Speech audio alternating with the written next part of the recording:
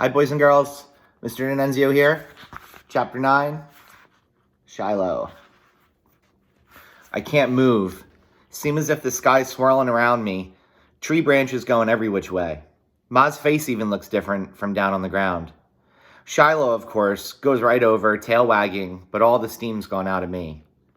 How long have you had this dog up here, she asks. Not one trace of a smile on her face. I sit up real slow and swallow.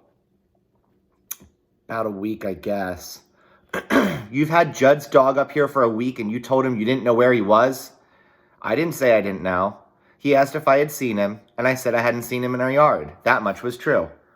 Ma comes around the trunk of the pine tree, unfastens the wire that holds the fencing closed, and lets herself in. She crouches down in the soft pine needles, and Shiloh starts leaping up on her with his front paws licking at her face. I can't tell how she feels at first about him. The way she leans back, away from his dripping tongue. Then I see her hand reach out with its short, smooth fingers and stroke him. So we've got ourselves a secret then, she says at last. And then when I hear her say we, I feel some better. Not a lot, but some. How come you follow me up here tonight? I want to know. Now I can tell for sure her eyes are smiling, but her lips are still set. Well, I had my suspicions before, but it was the squash that did it. The squash? Marty, I never knew you to eat more than a couple bites of squash in your entire life. And when you put some away to eat later, I knew for sure it wasn't you doing the eating. And then the way you've been sneaking off every night. She stops stroking Shiloh and turns to me. I wish you'd told me. Figured you'd make me give him back. This dog don't belong to you. Mine more than Judd's, I say hotly. He only paid money for him. I'm the one who loves him. That doesn't make him yours. Not in the eyes of the law, it doesn't. Well, what kind of law is it, Ma, that lets a man mistreat his dog? Ma just sighs then and starts stroking Shiloh's head. Shiloh wiggles a few inches closer on his belly, rests his nose against her thigh, tail going wick-whack, wick-whack. Finally, Ma says, Your dad don't know about him? I shake my head. More silence. Then she says, I never kept a secret from your dad in the 14 years that we've been married.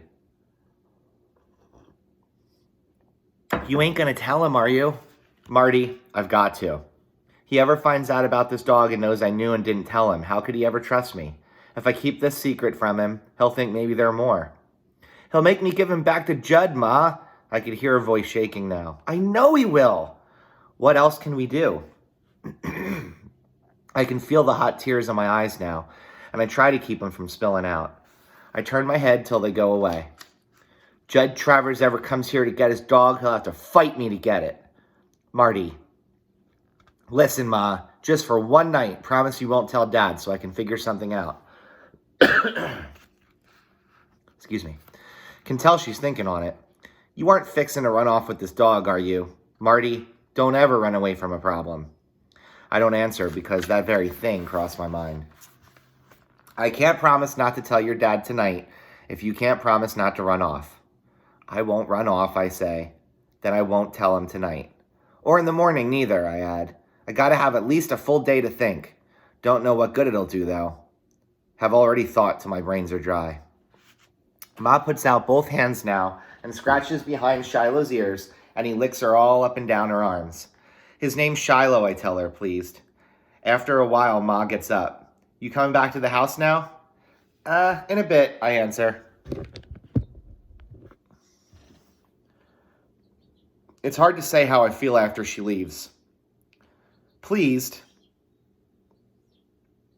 in a way that somebody knows, that I don't have to carry this whole secret on my head alone. But more scared than glad. Have me just one day to think of what to do, and not any closer to an answer than I'd been before. I'd spend all my canned money on stuff to feed Shiloh. Only money I have now to my name is a nickel I found out by the road. Judd won't sell me Shiloh's spit for a nickel. My first thought is to give him to somebody else, and not tell him whose dog it is, then tell Ma that Shiloh would run off. But that would be 2 more lies to add to the pack.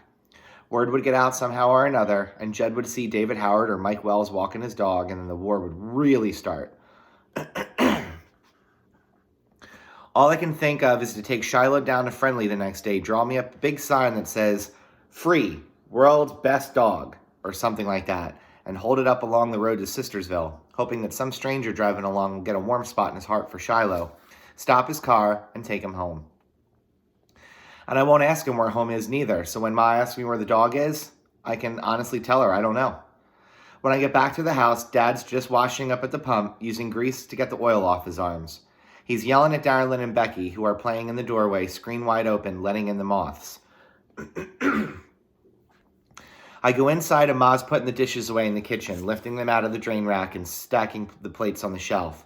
She's got the radio on and humming along to a country music song. I'm going to skip that part because I'm supposed to sing it and you don't want to hear me sing. She sort of blushes when she sees me there by the refrigerator listening to her sing. I know I'm not going to sleep much that night. I sit on the couch staring at the TV, but not really watching, while Ma gives Becky a bath. Then I wait until Darlin is out of the bathroom so I can take my own bath. I don't even know if I soaped up or not. Don't even know if I washed my feet. I go back in the living room, and Ma has my bed made up there on the sofa. The house gets dark, the doors close, and then the night sounds come from outside. I know there's a piece of cardboard somewhere out in the shed I can print on. There won't be any trouble getting Shiloh to Friendly either. I'll put that rope on his collar and he'll follow along good as anything. I won't take the main road though, in case Judd's out in his truck. Take every back road I can find. Then I'll plant myself on the road to Sistersville holding that sign, Shiloh waiting beside me wondering what we're going to do next. What am I fixing to do anyway? Give him to the first car that stops? Don't even know the person driving. Might even be I'll give Shiloh to somebody who will treat him worse than Judd Travers. Now that Shiloh's come to trust me, here I am, getting ready to send him off again. I feel like there's a tank truck sitting on my chest. Can't hardly breathe. Got one day to decide what to do with Shiloh, and nothing I think on seems right. Sorry, my cat is like going crazy over here in the background, and he's very distracting. Howard, relax. I hear Shiloh making a noise up in the far hill in his pen. Not now, Shiloh, I whisper. You've been as good as gold this whole time. Don't start now. Can it be he knows what I'm fixing to do? Then I hear a yelp, a loud yelp, and then a snarl and a growl, and suddenly the air is filled with yelps. And it's the worst kind of noise you can think of, a dog being hurt. I leap out of bed, thrust my feet into my sneakers, and with shoelaces flying, I'm racing through the kitchen towards the back door. A light comes on. I can hear Dad's voice saying, "Get a flashlight," but I'm already out on the back porch and running up the hill. There are footsteps behind me. Dad's gaining on me. I can hear Shiloh howl like he's being torn in two, and my breath comes shorter and shorter trying to get there in time. By the time I reach the pen, Dad's caught up with me, and he's got the flashlight turned towards the noise. The beam searches out the pine tree, the fencing, the lean-to, and then I see this big German shepherd, mean as nails, hunched over Shiloh there on the ground. The shepherd's got blood on his mouth and jaws, and Dad takes another step forward, and it leaps the fence, same way it got in, and takes off through the woods. I unfasten the wire next to the pine tree, legs like rubber, hardly holding me up. I kneel down by Shiloh. He's got blood on his side, his ear, a big open gash on one leg, and he don't move. Not an inch. I bend over, my forehead against him, my hand on his head. He's dead, I know it. I'm screaming inside.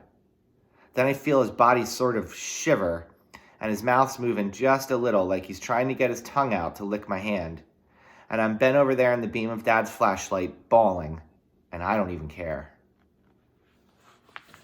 So we'll have to wait until tomorrow to find out if Shiloh's going to make it. All right, I will be on in about an hour for my office hours from 12 to 2. See some of you then. Take care. Bye.